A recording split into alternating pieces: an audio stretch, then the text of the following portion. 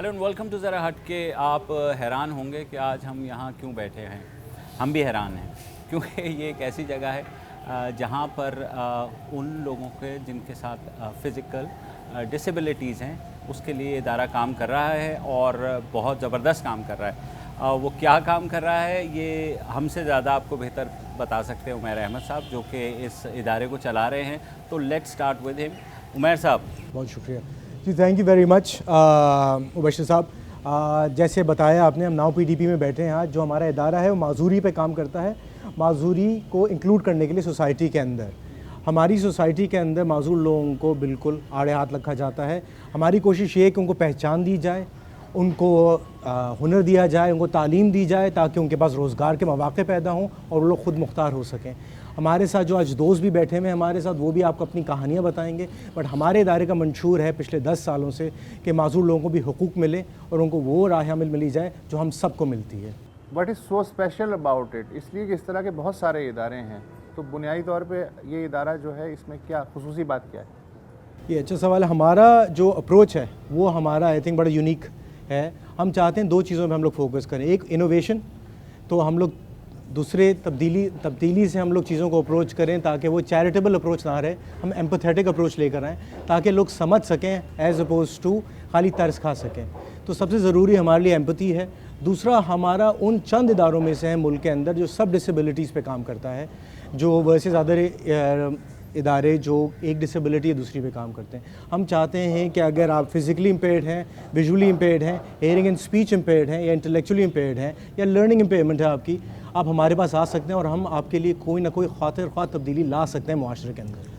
अस्सलाम वालेकुम, मेरा नाम इमरान है। मैं नाउ पीडीपी में रक्षा प्रोजेक्ट के अंदर, जो मेरी तरह व्हीलचेयर यूज़र है या किसी हादसे से टांगों से माजूर हो जाता है, उस शख्स को जो है रक्षा प्रोजेक्ट के अंदर हायर करके उन्हें ट्रेनिंग देते हैं कि वो बआसानी उस रक्षे को ऑपरेट करे। क्योंकि ये रक्षा एक हैंड कंट्रोल रक्षा डिज़ाइन किया गया है, उसमें पाँव से इस्तेमाल करने की कोई भी चीज़ नहीं है। जो चीज़ें उसमें steering, gear, brake, accelerator, clutch, वो तमाम चीज़ें जो है वो स्टीयरिंग पर ही मुहैया है।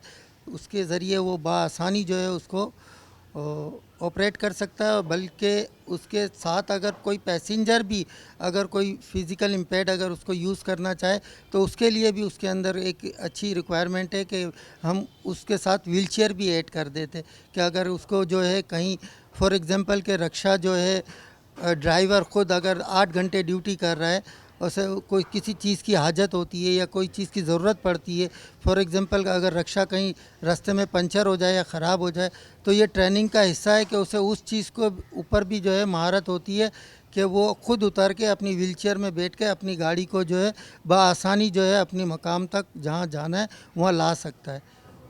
ऐसे कितने रक्षे आपने बनाए हैं? अभी तक 8 रक्षे नाउ पीडीपी में मौजूद है। और आठों के आठों चल रहे हैं? जी, एक रक्षा जो है मैंने ट्रेनिंग के लिए रखा है, जिस पर मैं जो है मेरे जैसे और लोगों को ट्रेनिंग दे रहा हूँ, और 7 रक्षा जो है वो चल रहे हैं। वाह। अच्छा, ये बताइए, आपकी जो रक्षा तो अब आप चला रहे हैं या बना रहे हैं, उससे पहले की ज़िंदगी के बारे में थोड़ा सा बताएं। तो बात ये थी कि मेरे लिए एक तो स्कूल लाइफ ख़त्म होने के बाद जब मैं आगे पढ़ना चाह रहा तो मुझे एक्सेसिबिलिटी कहीं नहीं मिली। 8 क्लास के बाद मैं जो है आगे पढ़ नहीं सका। उसके बाद काफ़ी अरसा जो है यानी 2 साल घर में बैठा रहा, हुनर सीखा, प्लम्बरी लाइसेंस होल्डर प्लम्बर हूँ मैं। मैकेनिकल लाइन से यानी टेक्नीशियन फील्ड में भी मैं डिप्लोमा होल्डर हूँ। पर मेरा हुनर मुझे आगे नहीं लेके जा रहा था। मैं कहीं भी अगर काम कर रहा था तो मुझे वो सिंपैथी वाली बात आ रही थी, आप कुछ ले लो या आप ये सदका ज़कात या खैरात ही रह गई थी। तो मेरे लिए सिर्फ 2 रास्ते रह गए थे। जिस इलाके से मेरा घर था बल्दिया टाउन में, या मांग के खा लो या छीन के खा लो। तो मुझे छीन के खाना ज़्यादा बेहतर लगा, मांग के खाने में मुझे वो मज़ा नहीं आ रहा था। तो फिर जैसा जैसा माहौल मिलता रहा और फिर प्रमोशन होती रही, यानी छोटे लेवल से ऊपर लेवल तक आ गया। एक वक्त ऐसा भी आया कि मैं अपने इलाके में अगर अपनी बाइक में अगर 3 चक्कर एक रोड के निकाल लेता था तो शायद वो लोग बंद करना शुरू कर देते थे कि आज कोई प्रॉब्लम होने वाली है। तो आपने ग्रुप बना लिया था? बस यही समझ ले ग्रुप था। मतलब आप, जाहिर है कि उस ग्रुप के वो थे। अच्छा, और इसी हालत में? जी बिल्कुल इसी हालत में। तो फिर तब्दीली कैसे आई? तब्दीली ऐसे आई कि सर जब एक वक्त ऐसा आया कि मुझे ये एहसास हुआ कि मैं जो मेरा मकसद था आगे निकलने का, कुछ करने का, वो इन सारी चीज़ों में खो गया था कि मैं ख़ुद भी काम करूं और अपने जैसे काफ़ी लोगों के लिए भी कुछ करूं, क्योंकि मेरे पास अल्हम्दुलिल्लाह काफ़ी हुनर था, पर वो हुनर मुझे जो है काम नहीं आ रहा था। ये कह लो कि कोई ऐसा प्लेटफॉर्म नहीं मिल रहा था जहां मैं अपने लिए कुछ कर पाऊँ। तो लास्ट टाइम जब मैंने तौबा के लिए शुरुआत की तो वही मेरा जो है आखिरी बन गया कि उसके तौबा के लिए मुझे जो है जेल हो गई। तो मैं 4 साल तक जो है बगैर किसी, यानी जो काम मैंने नहीं किया था उसी काम पे मैं मर्डर के केस में मैं बंद हो गया था। तो 4 साल बाद अल्लाह पाक ने ऐसा किया कि ज़मानत हो गई, और ज़मानत होने के बाद जो है किसी तरीके से यहाँ तक पहुँचा, यहाँ हायर हुआ, रक्षा प्रोजेक्ट में काम किया, और इसी इदारे के ज़रिए जो है लॉयर हायर मुझे मिला, और उसने मेरा केस लड़ा तो असल जो हकीकत थी वो बाहर आ गई और मैं बाइज़्ज़त बरी हुआ, और आज मैं जो मकाम पर हूँ तो शायद यही मेरा मकसद था जो मैं करना चाह रहा था। बहुत शुक्रिया अपने साथी ये को। इस पे अगर तो ताली बजनी चाहिए। और हम तो सोच रहे थे कि आपको 3-4 एंकर्स की सुपारी देंगे, लेकिन अब आप क्योंकि तायब हो गए सर हैं। वो बात की बात अच्छा, ये बल्दिया टाउन ऑफ के कैमरा ये बात होती है। बल्दिया टाउन के साबिक भीखू मात्रे भी कहा जाता है। सर ये कह लो जैसे मैं लेट हो गया नाउ पीडीपी के लिए, ऐसे आप सुपारी देने में लेट हो गए। अच्छा, वो बराबर में। मेरा नाम सैयद मोहम्मद अहमद है। मैं IBA से ग्रेजुएट हुआ हूँ और अभी एक प्राइवेट इदारे में कस्टमर रिलेशंस डिपार्टमेंट में जॉब कर रहा हूँ। नाउ PTP से मेरा ताल्लुक़ तकरीबन कोई पिछले 4 साल का है। मैं थोड़ा सा बैकग्राउंड ये बताता चलूँ कि आज से तकरीबन 7 साल पहले स्ट्रीट क्राइम जब कराची में ज़ोरों पे था और रोज़ाना 12 से 15 लोग तो ऐसे ही जाम भाग हो जाते थे, तो तब एक हादसे में मेरी स्पाइनल कॉर्ड बेसिकली इंजर्ड हो गई। हादसा बता दें। हादसा ये था कि मुझसे मोबाइल छीनने आए थे और मोबाइल ना होने की वजह से मुझको गोली मार दी गई। कहाँ पे गोली मारी? ये नॉर्थ कराची के इलाके में, और मेरी जिस्म पे रीढ़ की हड्डी को, अच्छा, रीढ़। मेरी रीढ़ की हड्डी मुतासर हुई थी इससे। और उसके बाद से मैं 19 साल उस वक्त मेरी उम्र थी, और उस उम्र में मेरे लिए ये चीज़ बिल्कुल एक नई थी कि एक मतलब रातों रात बिल्कुल सब कुछ मेरे लिए बदल गया था। और लोग उस वक्त ना मेरे वालिदैन को, मेरी फैमिली वालों को इस तरह के मशवरे देते थे कि इसके लिए किसी कारोबार का बंदोबस्त कर दें या अपने घर को इस तरह का बना ले कि यहाँ पे व्हीलचेयर चल सके।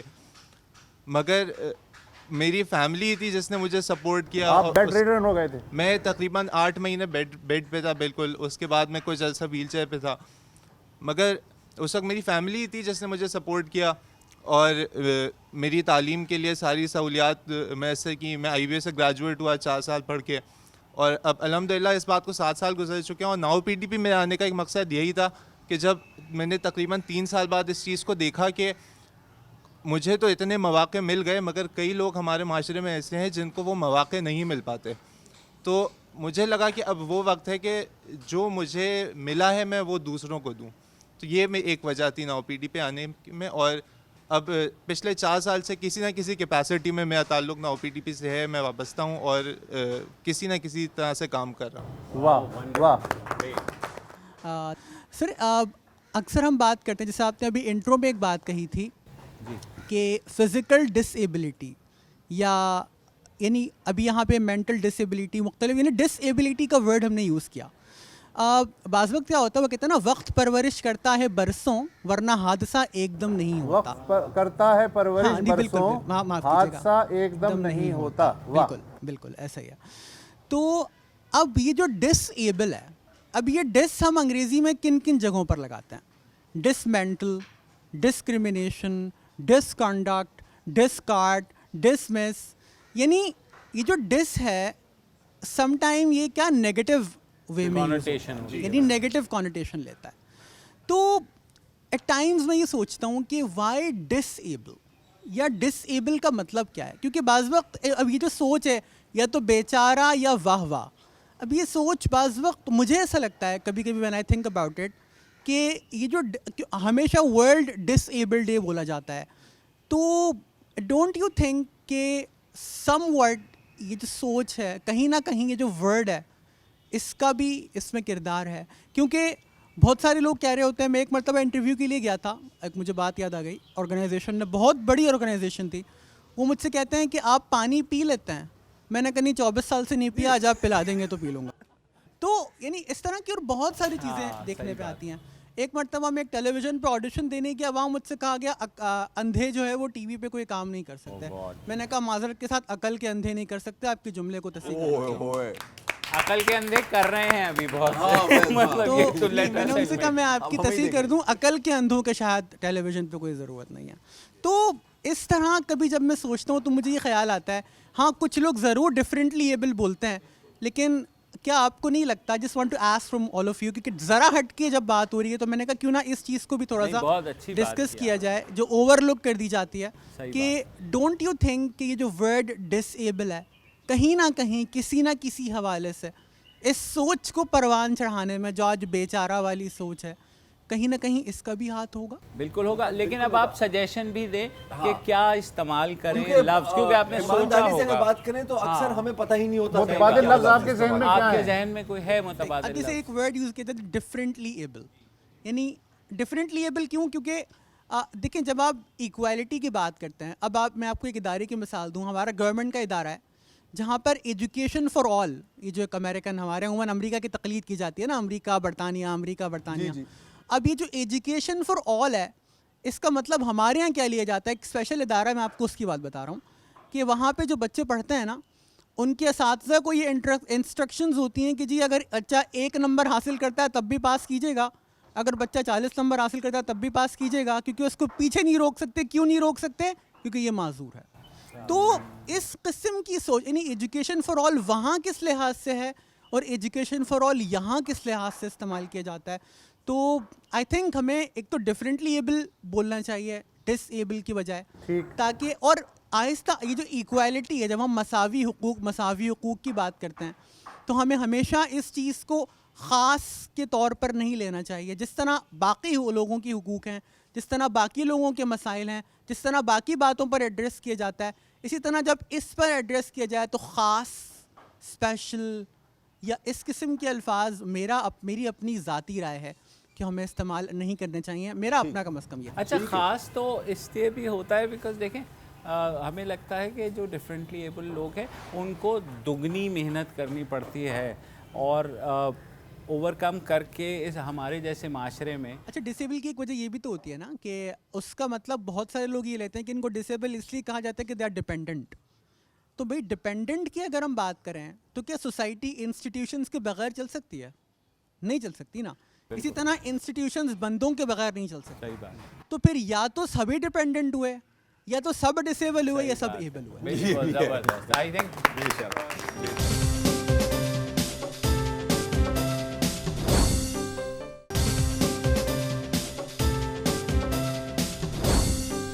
मेरा इशू है हाइट को एक लोगों ने एक नमूना बना दिया है। मुझे जब पता चला, जब एहसास हुआ, जब मेरा बेबी हुआ, मेरे अपने लोगों ने कहा गया है कि ये जो आपका बेटा हुआ है, ये छोटे कद का है, इसको ख़त्म कर दिया, मार दो, क्योंकि आपके लिए भी ज़िंदगी मुश्किल है और इसके लिए भी ज़िंदगी मुश्किल है। ये हमारे अपनों ने कहा है। लाइक एक मस्करा बनाया हुआ है छोटे कद को। छोटा कद होना कोई ऐब नहीं है। और मुझे तो डिसेबिलिटी में डाल दिया गया है, माजूरों में डाल दिया गया है, जबकि मैं खुद ही चलती हूँ, फिरती हूँ, अपने काम खुद ही कर रही हूँ, हाउस वाइफ हूँ एक। और मैं बहुत सारे इदारों में गई हूँ, बल्कि मैंने पैसा दे के अंदर जाके साइन लिए हैं, बात की है, मैंने खुद पैसे दिए हैं इदारों में। लेकिन मैं यहाँ 1 साल से आ रही हूँ और मुझे यहाँ पे कोई मतलब नहीं नज़र आ रहा, बल्कि ये लोग हमारे लिए सपोर्ट करते हैं, हमारे लिए काम कर रहे हैं और दिख रहा है कि यहाँ कोई काम हो रहा है। बल्कि शुएब अहमद सिद्दीकी के साथ पास गई मैंने बहुत पार्टियों के चक्कर लगा लिए, बल्कि उन्होंने हमसे फ़ायदा उठाया है, नमूना मतलब एक नुमाइश की, हाँ शो पीस की तरह जमा किया। हमारे 30+ हैं, लिटिल पीपल्स 30+ है, उनको सब एक जगह जमा करते हैं और उनको नुमाइश करते हैं, अपनी रीडिंग्स बढ़ाते हैं और टाटा बाय बाय करते हैं, खुदा हाफिज़ करते हैं। लेकिन यहाँ पे आके मुझे लग रहा है कि हाँ वाकई हमारे लिए काम हो रहा है। और मैं तो अपने लिटिल पीपल्स जितने भी हैं उन सबको कहूँगी कि अब जो है धक्के खाने की ज़रूरत नहीं है। और दूसरी बात ये है कि हमें कुछ लोगों ने एक फ़कीर बनाया हुआ, हकारत की नज़र से देखते हैं, कुछ हमारे लिटिल पीपल्स हैं वो भीख मांगने पे आ गए। वो समझते हैं कि हमें भीख से जो है हमारा गुजारा हो रहा है। दरबान है। जी जी जी या स्टेज शोज में और मजाक जोकर बना दिया है। अभी रिसेंटली मैं जॉब के लिए गई थी तो मुझे कहा गया है कि जॉब है तो आपकी हमारी मेड की है, मेड की जॉब है, शाबाश। तो हम इस माशरे का हिस्सा नहीं है। आपकी क्वालिफिकेशन क्या है? मेरी इंटर है क्वालिफिकेशन, और मैं स्कूल में भी जॉब कर रही थी तो मैं चाह रही थी थोड़ा और ऊपर लेवल पे जाऊं। तो मैं एक स्कूल में गई तो मुझे कहा गया है कि आप स्कूल में जॉब कैसे कर सकते हैं, आपको बच्चे देख के तो खुद लाइक मस्करा बनाएंगे, हंसेंगे। क्या हम इस जिंदगी माशरे का हिस्सा नहीं है? दुनिया में आँख नाक हाथ पाँव से बड़ी कोई नेमत नहीं है। कुछ लोग तो ऐसे हैं सर, हाथ में दे के जाते हैं और बोलते हैं हमारे लिए दुआ करना। सर ये नहीं होना चाहिए। नहीं बिल्कुल। आपने कहा कि यहाँ पर आपको सपोर्ट मिली है, मैं आप जानना Yes, चाहूँगा sir. किस किस्म की? सर एक तो ट्रेनिंग के हवाले से, मतलब हमें ट्रेनिंग मिलेगी और उसके बाद उम्मीद है कि हमें ये आगे लेके जाएंगे जॉब के हवाले से Placement में। कि हाँ जी। और सर दूसरी बात ये कि हमें आने जाने में भी सहूलतें हैं कि हमें जो है मतलब कि रेंट देते हैं माशाल्लाह ये लोग, कि मतलब हम जो है लाइक कहते हैं कि अपनी कन्वेंस नहीं, मतलब सपोर्ट है इनकी कि यार आने जाने में भी आसानी है और ट्रेनिंग भी मिल रही है, और तो दिख रहा है हमें हमारे लिए काम हो रहा है यहाँ पे। क्या करना चाह रही है फाइनली, अगर थोड़ा सा बता दें, वेयर डू वांट टू, कि आप कहाँ पहुँचना चाह रही हैं इन टर्म्स ऑफ प्रोफेशनली? मैं सर Ideally वैसे मेरा क्या चाहेंगी? हाँ मेरा टीचिंग का ही है, और मैं एक टीचर बन के, अच्छी टीचर बन के दिखाऊंगी इस माशरे को कि जिन्होंने मेरे को लाइक मस्करा बनाया हुआ है छोटी हाइट के हवाले से, और एक जोकर बना दिया गया है। तो मैं यही कि मैं टीचिंग का मेरा है, और ये मैं चाहती हूँ कि ये जो ज़रा हट के जो है प्रोग्राम जो है, कि हमारी आवाज़ उठाए कि हम एक डिसेबल लोग नहीं हैं, हम आम लोगों की तरह ज़िंदगी गुजार रहे हैं, हम इस माशरे का हिस्सा है। सही बात है। कुछ लोग तो हैं सर अंदर घुट घुट के ख़त्म हो गए, बाहर नहीं निकल पा रहे। मैं उन लोगों को यही कहूँगी, दुनिया इतनी सी है, ये दुनिया जीने नहीं देती किसी को। आप निकलें, बाहर आएँ, स्ट्रगल करें, फाइट करें और दुनिया को दिखा दें कि हम भी एक इंसान हैं, हमारे अंदर भी एक दिल है। Wow that's wonderful. अस्सलाम वालेकुम। मेरा नाम मुनीम काजी है। इनकी जॉब अमीर अंदाज में है, वहाँ पे डिज़ाइनर का काम करते हैं ये। सही है, इनको 2 साल हो चुके हैं वहाँ पे जॉब करते हुए। इससे पहले जब ये छोटे थे और सुन नहीं सकते थे, वहाँ पे इनकी वालदा जो थी इनको काफ़ी सपोर्ट करती थी लाइफ में। बाद में ये डेफ स्कूल जो दूसरे लोगों के साथ होते थे जो सुन सकते थे, तो काफ़ी चीज़ें इनको समझ नहीं आती थी, कन्फ्यूजन होती थी। जैसे आहिस्ते आहिस्ते ये बड़े होते गए और इन्होंने चीज़ें देखी, थोड़ा चीज़ें एजुकेशन इन्होंने हासिल की, काफ़ी सारी चीज़ें समझ में नहीं आती थी, लेकिन ये कि लाइफ आगे बढ़ती गई। सही ना। फिर इन्होंने अप्सा स्कूल जो कि डेफ का स्पेशली एक स्कूल है, वहाँ से इन्होंने तालीम हासिल की, बीए किया। बीए करने के बाद इन्होंने सोचा कि मैं क्या काम जो है ज़िंदगी के लिए अपनाऊँ, मैकेनिक या इंजीनियरिंग या इस किस्म का, लेकिन इनका शौक़ जो है वो आर्ट्स की तरफ था। इन्होंने अम्मी अब्बू से बात की, सोचा कि फिर परेशान थे कि किस तरीके से इस स्किल को अपनाया जा सकता है, इसकी ट्रेनिंग लिए। फिर ये IVS में गए, वहाँ पे इन्होंने जो है वो डिज़ाइनिंग वगैरह की और तमाम चीज़ों की तालीम ली। वहाँ पे हेरिंग और जो है वो उनके साथ थे। कम्युनिकेशन में बहुत प्रॉब्लम होती थी, परेशानी होती थी, क्योंकि वहाँ पे लोगों को साइन नहीं आते थे। फिर आहिस्ते आहिस्ते जो है थोड़ा लोगों ने साइनिंग भी सीखना शुरू की, इशारों की ज़बान लोगों ने कोशिश की। कभी कभी कम्युनिकेशन हो जाती थी, कभी नहीं हो पाती थी। लोग देखते थे डेफ है तो ज़्यादा लिफ्ट नहीं करवाते थे, इसलिए ज़्यादातर अकेले ही रहते थे ये। लेकिन ये कि एक स्किल इनके अंदर हासिल हो रही थी। एक स्किल की कमी थी, डेफ। बाकी तमाम चीज़ें तो आते थे ना, लेकिन लोग ये नहीं सोचते थे कि एक स्किल को इग्नोर करें और बाकी तमाम स्किल की तरफ देखें, बल्कि इनको डेफ होने की वजह से छोड़ देते थे। फिर आहिस्ते आहिस्ते इन्होंने अपने जो इनके करीबी जो दोस्त बन गए थे उनको साइनिंग सिखाई। फिर वो उनसे पूछने लगे कि इस चीज़ का क्या साइन है, इस चीज़ का क्या साइन है। जब उनको साइन समझ में आने लगी तो फिर उन्होंने इनको हेल्प करना शुरू की डिज़ाइनिंग वगैरह और इनकी स्किल के अंदर। और फाइनली जो है इनकी स्किल जो ये चाहते थे हासिल करना डिज़ाइनिंग की, वो अच्छे तरीके से इन्होंने हासिल कर ली। उसके बाद फिर जब ये जॉब के लिए गए, इन्होंने दो तीन जगहों पे जॉब के लिए अप्लाई किया। आखिर में इन्होंने जहाँ पे जॉब के लिए अप्लाई किया वहाँ पे इन्होंने ये बताया नहीं कि मैं डेफ हूँ, और इन्होंने एक एप्लीकेशन दे दी। फिर वहाँ से एक कॉल आई कि इनको इंटरव्यू के लिए बुलाया गया। जब इंटरव्यू में गए तब इनको पता चला कि ये जो पर्सन विद डिसेबिलिटी हैं। तो इन्होंने कहा कि भाई आप टेंशन नहीं लो, भले ही मैं बोल सुन नहीं सकता लेकिन मैं लिख के आपसे बात करूँगा, इंटरव्यू में तमाम लिख के करूँगा। बोला सही है, अगर आपको जॉब मिल जाती है तो बाद में आप बाकी लोगों से किस तरीके से कम्युनिकेट करेंगे। तो कहा कि आप टेंशन नहीं लो, जिस तरह से आपसे कर रहा हूँ मैं बाकियों से भी बात कर लूँगा। बाद में जो है, क्योंकि ये पहले ही डेफ थे, इससे पहले और कोई डेफ से वहाँ के लोग मिले नहीं थे। यहाँ पे इन्होंने नाव पीडीपी में इससे पहले एक मरतबा एक आध बारी आए थे, इन्होंने देखा था डेफ का। इनकी वाइफ ने नाव पीडीपी से एक कोर्स किया था। इन्होंने फिर अपनी वाइफ को भी नाव पीडीपी भेजा ताकि ये कंप्यूटर की ट्रेनिंग वगैरह हासिल करें और इनकी वाइफ को कुछ फ़ायदा हो। शुरू में जो है बहुत कन्फ्यूजन होती थी जॉब के अंदर दूसरों से बात करने में। 2 महीने तक तकरीबन बहुत प्रॉब्लम रही, लेकिन 2 महीने के बाद लोगों ने इनकी साइनिंग समझना शुरू कर दी और आसान हो गया। अच्छा, मैं एक चीज़ चाहूँगा अब मीडिया के लिहाज से कि कम से कम अगर जो मेन आपका जो 9 बजे का बुलेटिन होता है तो उसमें अगर कोई साइड में साइन लैंग्वेज का भी ऑप्शन हो तो ये काफ़ी बेहतर हो सकता है। अभी कुछ ऑनलाइन अखबारों में आपने देखा है, जैसे द न्यूज़ में, कि जो मेन खबरें हैं, हर खबर के साथ नहीं लेकिन एक स्पीकर भी है, अगर उसको लगाए तो वो ऑडियो खबर की भी आ जाती है। तो बड़ी छोटी छोटी चीज़ें हैं, बड़ी आसान चीज़ें हैं, अगर हम ये भी कर लें, लेकिन अक्सर पता है हमारे जहन में ये बातें नहीं आती। तो ये एक है, ज़ाहिर है हमारी कोताही है।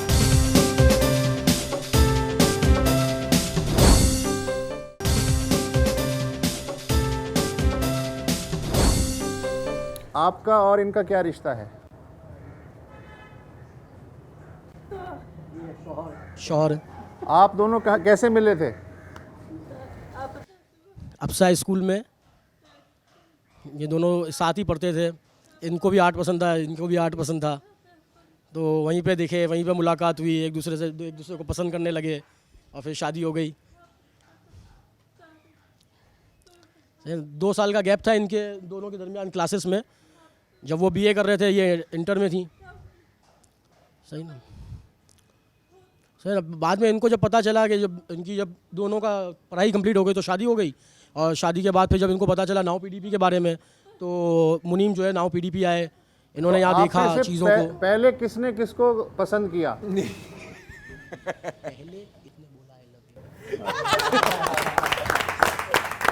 अच्छा, नाम क्या है इनका? इनका नाम मुनीम काजी, इनका नाम अलीजा मुनीम। वेरी एंटरप्राइजिंग है, बहुत एंटरप्राइजिंग। एक बिजनेस वूमन है, एक जो है वो लीड डिज़ाइनर है अमीर अदनान के लिए। बहुत खूब। अच्छा, एक मैं इनके साथ था एक पैनल पे कुछ देर पहले IBA में, तो इन्होंने एक कहानी बताई थी कि जाहिर है कॉलेज में, और ये है भी काफ़ी फिट, तो फड्डे तो होते हैं। हाँ, लोग आते हैं कि यार मैं कुछ प्रोग्राम, और एक बंदा आया था, उसने कहा था कि पता लगा कि मैं बोल नहीं सकता, उसने कहा कि नहीं आप मैं तुम्हारे साथ नहीं लड़ूंगा। तो उसका जवाब क्या दिया था, मुझे अगर मुझे सही तरह वो कहानी आपकी याद आ रही है, जवाब क्या दिया था आपने उसको?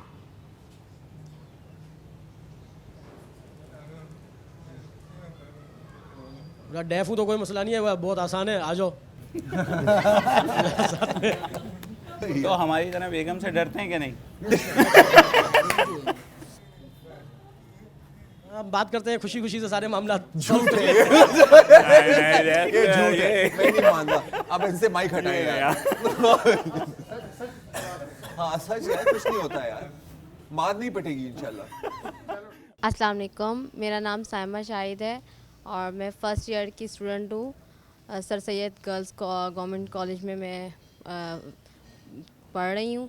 और उसके अलावा मैं एक यहाँ पे एक आवाज़ लेकर आई हूँ कि जैसे कि जो साइटेड पर्सन्स हैं उनके लिए तो हर चीज़ जो है ना रिटर्न में अवेलेबल है, लेकिन जब एज आ ब्लाइंड पर्सन की बात आती है तो वहाँ पे जो है ना बुक्स वगैरह अवेलेबल नहीं होती। मतलब मैं ये चाह रही हूँ कि जो है ना गवर्नमेंट हमारे लिए इस लेवल पे काम करे कि जो हमारी जो लैंग्वेज है ब्रेल लैंग्वेज, उसमें हर चीज़ हमें अवेलेबल मिले, हर बुक जो है हमारे लिए भी अवेलेबल हो ब्रेल में।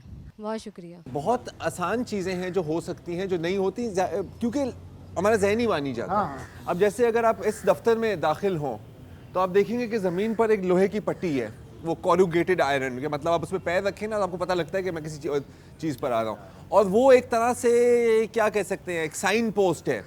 और इसकी फुटेज भी आपको दिखा रहे हैं अभी स्क्रीन पर ही।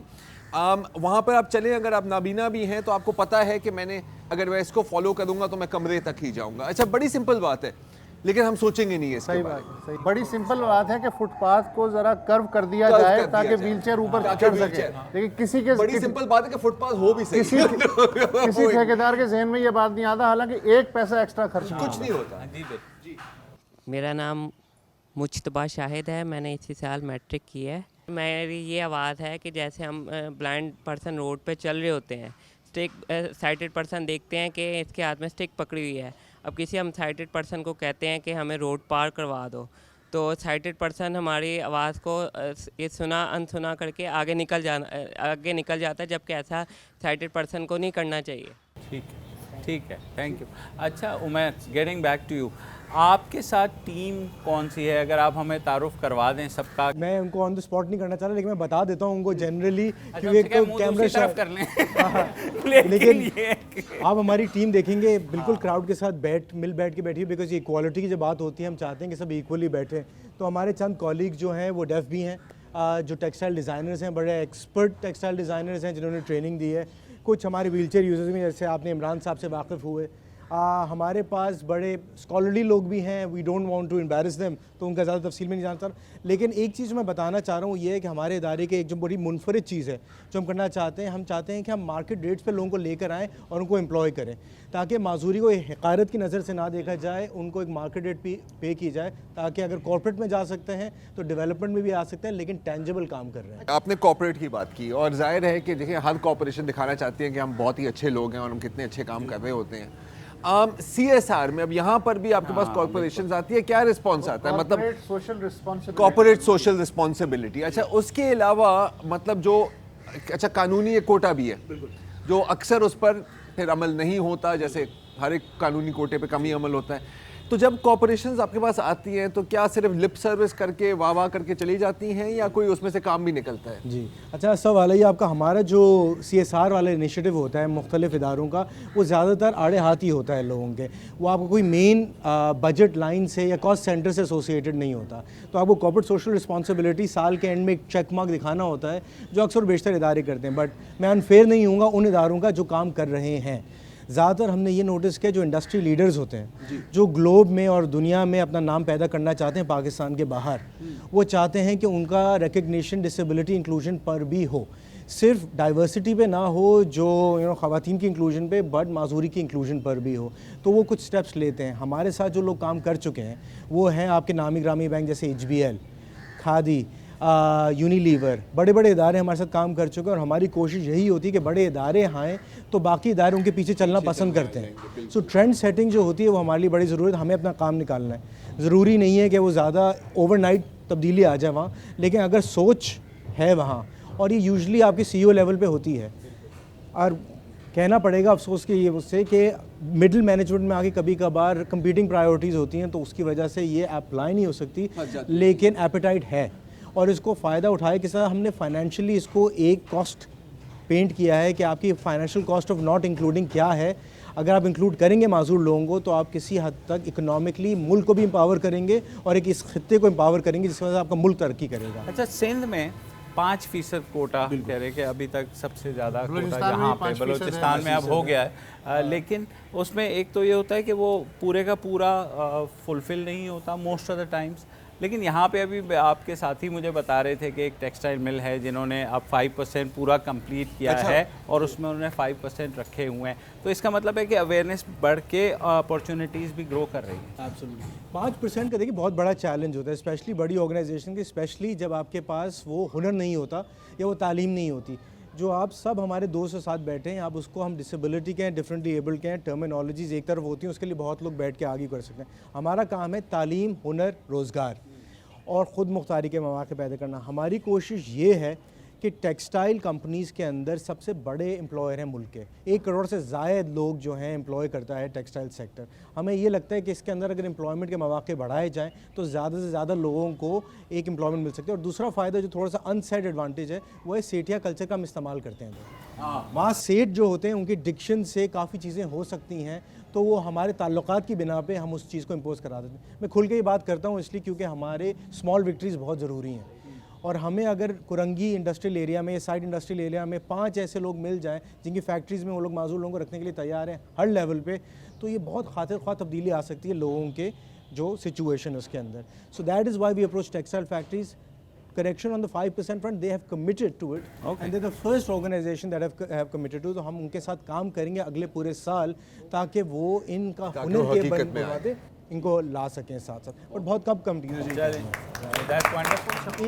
एक पॉइंट जो मैं यहाँ बनाना भी चाहूँगा, हमने पिछले 1-1.5 साल में एक पूरे पाकिस्तान में एक स्टडी की थी ब्रिटिश काउंसिल के साथ, जिसमें हमने स्किल मैपिंग की है कि क्या हुनर चाहिए और क्या हुनर मौजूद है और उसको ब्रिज करने के लिए क्या किया जा सकता है। सो उसके बेसिस पे हमने काफ़ी कोर्स डिज़ाइन किए हमारे, ताकि सिर्फ ये ना होना कि आपने पैसे लिए और आपने कोर्स दे दिया क्योंकि एक चेक मार्क लग रहा है और आपको अच्छा लग रहा है, फील गुड फैक्टर हो रहा है।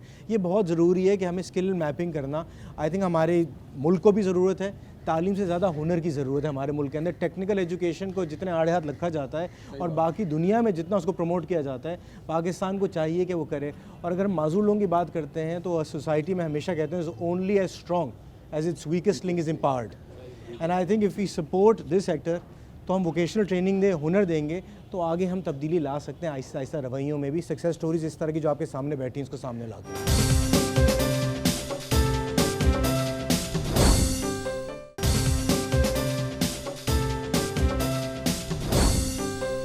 आप ऐसा भी करते हैं कि समर वेकेशन या विंटर वेकेशन में स्टूडेंट्स आकर के यहाँ पर एज ए वॉलंटियर कर सकें आपके साथ?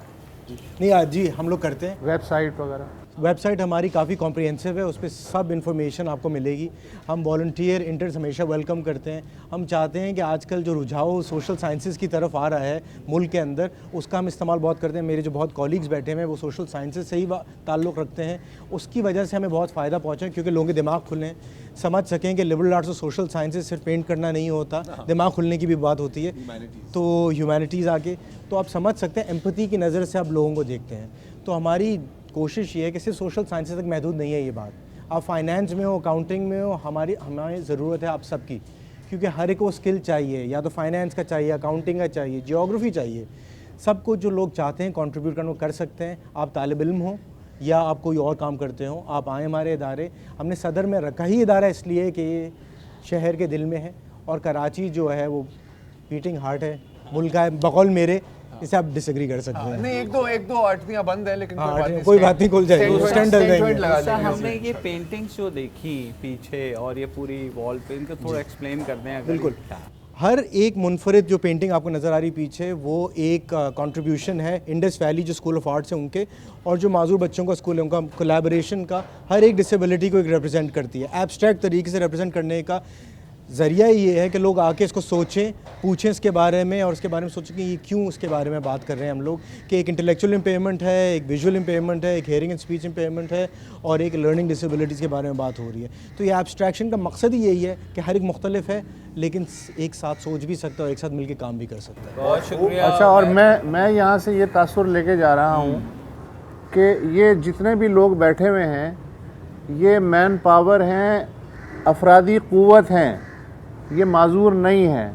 तो ये कॉन्सेप्ट देने की ज़रूरत है, इस स्टेट ऑफ माइंड में आने की ज़रूरत है कि ये हमारे मुल्क की स्किल्ड अफरादी क़ुव्वत का एक हिस्सा हैं।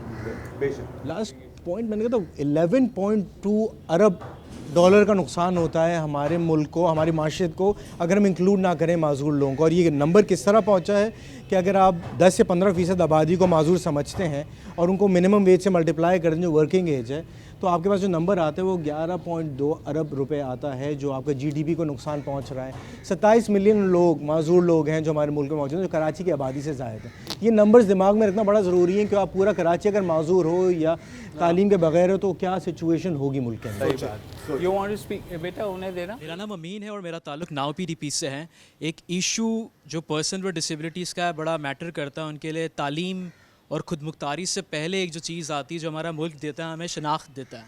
ठीक है, जो कि हमारा शनाख्ती कार्ड होता है, और पर्सन विद डिसेबिलिटीज़ का भी स्पेशल शनाख्ती कार्ड बनता है जिसके साथ बहुत सारे बेनिफिट्स अटैच्ड होते हैं। तो ये मैं इशू थोड़ा सा हाईलाइट करना चाहता हूँ, अगर इसके ऊपर कुछ तब्दीली आ सके कि हमें अगर शनाख्ती कार्ड बनाना पड़ता है गैर माजूर शख्स को, तो हम लोग डायरेक्ट नादरा में जाते हैं और शनाख्ती कार्ड बन जाता है हमारा। लेकिन for a person with disabilities ये प्रोसेस इतना कॉम्प्लेक्स है और इतना बड़ा है कि आम तौर पे लोग रजिस्टर ही नहीं करते हैं। आम तौर पे हमें एक दिन लगता है और ये प्रोसेस 2-3 महीने पहुंच सकता है। उसके अंदर क्या होता है, सबसे पहले अगर मैं माजूर हूँ तो मुझे सबसे पहले जाना पड़ेगा एम्प्लॉयमेंट एक्सचेंज। सबसे पहले मैं एक गवर्नमेंट का डिपार्टमेंट है एम्प्लॉयमेंट एक्सचेंज, वहाँ पर मुझे एम्प्लॉयमेंट कार्ड बनाना पड़ेगा। एम्प्लॉयमेंट कार्ड में बना के जाऊँगा social welfare department. Social welfare department मुझे अपॉइंटमेंट देगा डॉक्टर के लिए।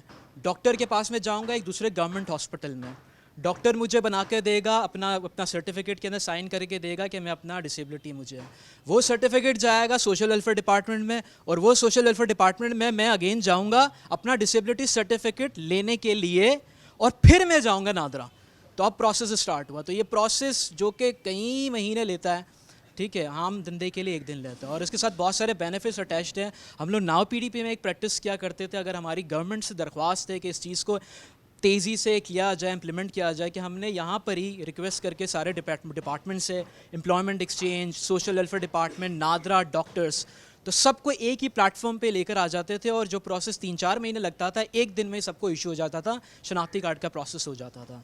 तो गवर्नमेंट से रिक्वेस्ट है कि इस प्रोसेस को अगर ईजी किया जाए तो हमारा बहुत ज़्यादा आसानी आ सकती है, क्योंकि ये population of a person with disabilities एक ऐसी पॉपुलेशन है, अगर हम लोग सिंपल फैमिली की भी अगर कुछ बजट बनाते हैं तो हमें पता होना चाहिए कि फैमिली के अंदर 4 बंदे 5 बंदे हैं, लेकिन हमें यहाँ पर पता ही नहीं कि माजूर अफराद हैं कितने, एग्जिस्ट कितने करते हैं पाकिस्तान के अंदर। तो हम लोग इसके इलाज से, इसके हिसाब से प्लानिंग कैसे कर सकते हैं, तो दैट्स अ चैलेंज। नहीं, बिल्कुल बिल्कुल, बहुत। और मेरे ख्याल में अब हम इजाज़त लेते हैं। गुफ्तगू तो इतनी दिलचस्प है, और हम दरख्वास्त करेंगे इमरान भाई से कि हमें दफ्तर अगर छोड़ आएंगे अपने रक्शे में, तो बिल्कुल। तो बहुत शुक्रिया, and we wish you best of luck. और आप लोग बिल्कुल ऐसे ही हैं जैसे हम। दूधो ना है पूतो फले। हाँ, थैंक यू।